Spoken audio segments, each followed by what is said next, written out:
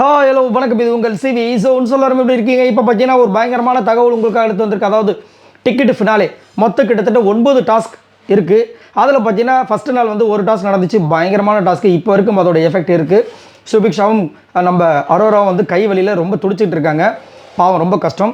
ரெண்டாவது டாஸ்க் பார்த்தீங்கன்னா நேற்று நடந்தது, பயங்கரமான ஃபயரிங் மூமெண்ட்டாக இருந்துச்சு. ஒரு கட்டத்தில் வந்து பார்வதி கம்பூர் 2 பேருமே வெளியே அனுப்பிச்சி விட்டாங்க.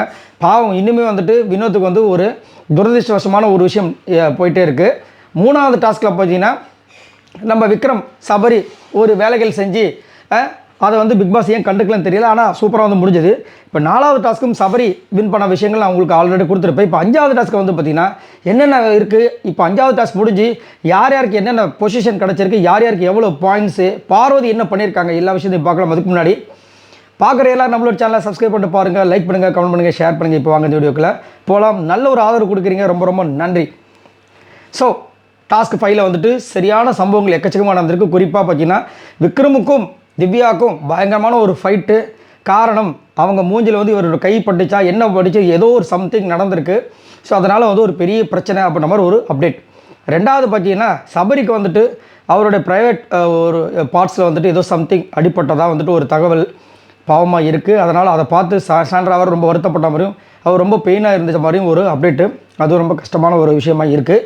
அடுத்தது பார்த்தீங்கன்னா இந்த டிக்கெட்டு ஃபினாலேயில் 5வது டாஸ்க்கை நம்ம விஜய் பார்வதி அடித்து தும்சம் பண்ணி 9 பாயிண்ட்டை வாங்கியிருக்காங்கன்றது ஒரு சரியான சூப்பரான ஒரு அப்டேட்டு. ஏன்னா ஒரு சில பேர் வந்துட்டு இன்னொருத்த பண்ணுறாங்க, விஜய் பார்வதி ஃபுல்லாக பேசிட்டு தான் இருக்காங்க, கலாய்ச்சிட்டு தான் இருக்காங்க, சண்டை போட்டு தான் இருக்காங்க அப்படின்னே சொல்லிட்டு இருக்காங்க. இன்னுமே ஏன்பா எத்தனை வாட்டி கேப்டன்ஷிப் டாஸ்க்கை வந்து மாசான சம்பவம் பண்ணியிருக்காங்க. இத்தனைக்கும் வீட்டில் பிடிச்சவங்கள தான் வந்து பெஸ்ட்டு பர்ஃபார்மன்ஸில் காமிப்பாங்க அந்த அன்புங்கிறது எல்லாருமே. அப்போ அதையும் மீறி இத்தனை வாட்டி வந்து கேப்டனுக்கு வந்து நாமினேட்டாக இருக்காங்கன்னா அப்போ எவ்வளோ சூப்பராக பண்ணியிருப்பாங்க. அதை யோசிச்சு பார்க்க மாட்டீங்களா, அசால்ட்டாக அடிச்சு விட்டுறீங்களே. இதான் இப்போ வந்து ஒரு டாஸ்க்கை வந்து விஜய் பார்வதி வின் பண்ணிட்டாங்க. இப்போ என்ன பண்ண போகிறீங்க? ஸோ வாய்க்கு வந்ததால் பேசக்கூடாதுல்லன்ற மாதிரி இருந்துச்சு. ஸோ இப்போ பார்த்தீங்கன்னா எல்லாம் முடிஞ்சு டாஸ்க்கு 5ல் வந்துட்டு நம்ம விஜய் பார்வதி வின் பண்ணியிருக்காங்க. ஸோ இப்போ அது முடிஞ்சதுக்கப்புறமா யார் யாருக்கு என்னென்ன பொசிஷன்னா சபரி ஃபஸ்ட்டு பிளேஸில் இருக்காங்க. கிட்டத்தட்ட 34 பாயிண்ட்ஸ் வாங்கி அவங்க இருக்காங்கன்ற மாதிரி ஒரு அப்டேட் வந்திருக்கு. அதுக்கப்புறம் பார்வதி வந்து பார்த்திங்கன்னா செகண்ட் பிளேஸில் இருக்காங்க, 29 பாயிண்ட்ஸ்ன்ற மாதிரி ஒரு அப்டேட் வந்திருக்கு. அதுக்கப்புறம் கமருதீன் பார்த்தீங்கன்னா 29 பாயிண்ட்ஸோட 3rd பிளேஸில் இருக்காங்க. ரெண்டுமே சேமாக தான் இருக்காங்க. அப்புறம் அரோரா பார்த்தீங்கன்னா 25 பாயிண்ட்ஸு 3வது பிளேஸில் இருக்காங்க. அரோரா, சாண்ட்ரா, திவ்யாலாம் ஒரே சேம் பாயிண்ட்ஸ் தான்.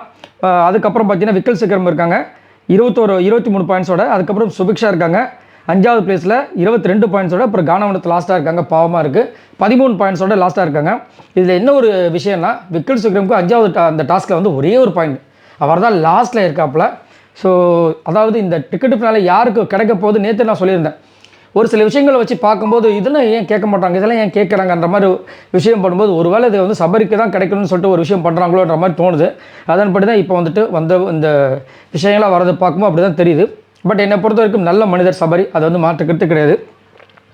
இப்போ வந்துட்டு அவருடைய விஷயங்களும் நல்லா ஓப்பனப்பாக இருக்குது. அதை வேறு வந்துட்டு சொல்லியிருந்தேன், இந்த மாதிரி கனி போனதுக்கப்புறமா சபரியும் விக்ரமும் நிறைய விஷயங்கள்லாம் ஷேர் பண்ணுறாங்களே அப்படின்ட்டு. அதை தான் காலையில் விஜய் பார்வதி சொன்னாங்க. அதுலேயும் ஒருத்தவங்க வந்து ஏங்க இப்படி பேசுகிறீங்க அப்படின்ட்டு. நான் என்ன சொன்னேன், கனி போகும்போது கூடமே நான் வருத்தப்பட்ட ஒரே ஆள் நான் தான். ஏன்னா கனி வந்து இந்த டிக்கெட்டு ஃபினாலே இருந்திருந்தாங்கன்னா அவங்களோட விஷயங்கள் சூப்பராக இருந்திருக்கும்.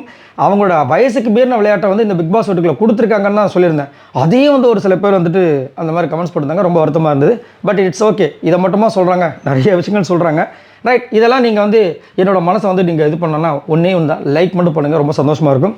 சரி, இதுதான் வந்து சூப்பரான ஒரு அப்டேட். டாஸ்க் 5 எப்போ வரும்னு எல்லாருமே அவ்வளோ காத்துட்ருக்காங்க. அது நிறைய விஷயங்கள் இருக்க போகுது. அதை பற்றி அடுத்தடுத்த வீடியோவில் பேசுவோம். பாய் நண்பர்களே.